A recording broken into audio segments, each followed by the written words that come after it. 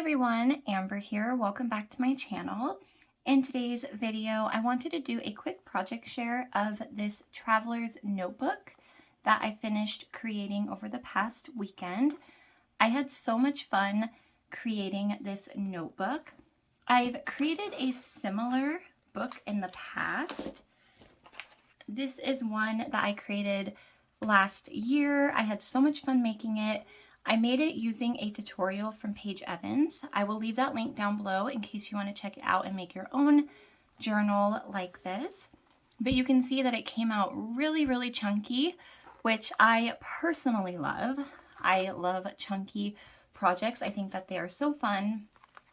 But this time I wanted to try to keep it to the more standard traveler's notebook size. So still a little bit chunky, but not as much. And I kept it at a 4x8 size instead of a larger one. So here on the cover, I used some cut files from Paige Evans. So she has really pretty rolled flower cut files that I use on pretty much all of my projects. And she also has some layered flowers and leaves, and I just love how this all came together on the cover. I think that it's really pretty and perfect for springtime, and the title here matched perfectly with the colors of the paper. So I was really excited about that. I added some stitching here along the edge of the cover of my traveler's notebook. I have a sewing machine that does different stitches. So this one is leaves, which I thought was perfect for this project overall. Here on the side, I created a handmade paper tassel charms mix. So the paper tassels I created using a cut file.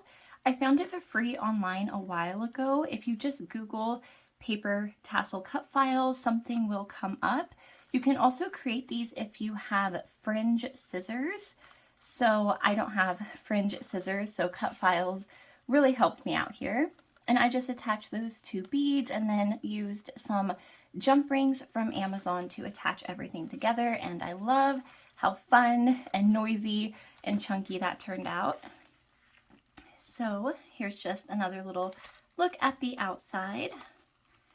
And we can look at the inside goodness now.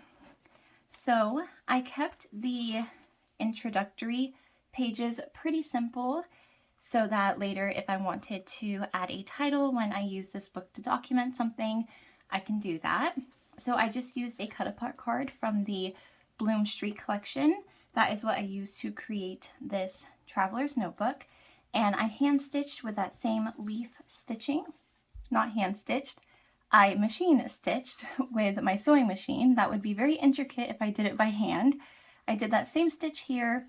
I added some embellishments over here, all different kinds and textures, and added some stitching as well. I actually stitched across this phrase here, and the stitching showed up on the cover, obviously. So I made sure to cover that up so you couldn't see the stitching on the other side of the book. And when you flip this way, I have a little flip out card that I created with a 3x4 cut apart, added a little piece that says Capture Beauty, and a paper clip with a little flower charm. Here is just a little page that I thought would be cute for journaling. You could even journal diagonally along the lines of the patterned paper itself. And when you flip that, there's extra space for journaling or photos. I added a circular page in this notebook. I did the same thing in this book as well when I followed Paige's tutorial, and I just loved the texture that it brought to the book, so everything's not the same size or shape. And I added some of the alphas from Bloom Street here to spell out Bloom and stitch those into place so that they don't fall off, and just added some more embellishments. On the back side of that, I took a whole bunch of florals. That is one of the reasons I love Bloom Street, is because of all of the pretty florals. And I just took a a bunch of those and layered them up. This is actually a little pocket, if you can kind of see it lifts up, so I can tuck photos or memorabilia into there. Here is just a 3x4 journaling card that I embellished, stitched, and clipped into place. On the back side, I came up with this little design which I thought was really super cute. I used some 2x2 paper pads and I just stitched on all of the little sheets and then staggered them in a row so I can add 4 1 3/4 by 1 3/4 photos in all of these spots. If I did 2x2, then it would cover up all the paper, so just slightly smaller, and I think that that looks really cute and fun. And I just added some butterflies and some more flowers and sentiments. Here I added another cut apart card and then just 2 floral die cuts. This would be a great spot for a square photo or just journaling. This page was actually inspired by a layout I've seen Paige do before. She takes strips of paper and she just layers them, and I don't scrapbook, but I've always wanted to try that technique. So I went ahead and did it here on this page. It's a little bit crooked, not perfect, but I think it's really cute and it really draws the eye in, and this would be a great spot for a photo here. This page I did something a little bit different. I had a whole bunch of these tiny little clothespins in my stash, so I hot glued them right to the page itself, and then I put these cut aparts there, and you can clip those in.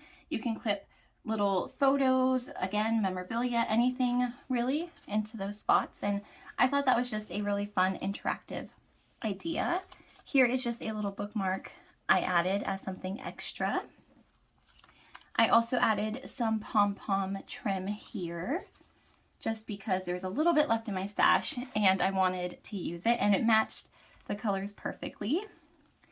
Here I did that same staggered photo effect. This time I used an actual little cut apart here with a sentiment on it. Here I added another 3x4 card for journaling, and again, just little tiny bits here and there to spice things up. Here I kind of did the same thing I did back here. It's just another little pocket made with florals, and I have 2 little pieces, a tag and a long strip that I can journal on, and just stick those right back in there, and they fit perfectly and they don't fall out. On the back of that, I just added some embellishing, and here I added some tiny wood veneer hearts from my stash, and I just hot glued those down and then hand painted them with some acrylic paint from Michaels and just coordinating colors. This is a little butterfly clip that my friend Becky sent to me, and I think it works great in this traveler's notebook. I left this chunk of a space blank for a larger photo. This whole page here is blank just for anything. I also just really like the patterned paper, so I wanted to let that kind of shine a bit. And to end the notebook, I took some of these puffy butterfly stickers from Bloom Street, and I stuck them down, and then I just stitched down what would be the body of the butterfly. And I think that looks really cute. It's nice texture for the book. The stitching did show up on the back, but it's the back of the notebook. It didn't really bother me that much, and I do just love how stitching looks front or back. I just think that it looks really nice and adds a lot of texture. So that is my finished traveler's notebook. I was so excited to finally finish this. It was a work in progress, but I really, really like it, and I can't wait to make another one. So thank you guys for stopping by my channel today. I will see you next time with another video. Until then, take care and happy crafting. Bye!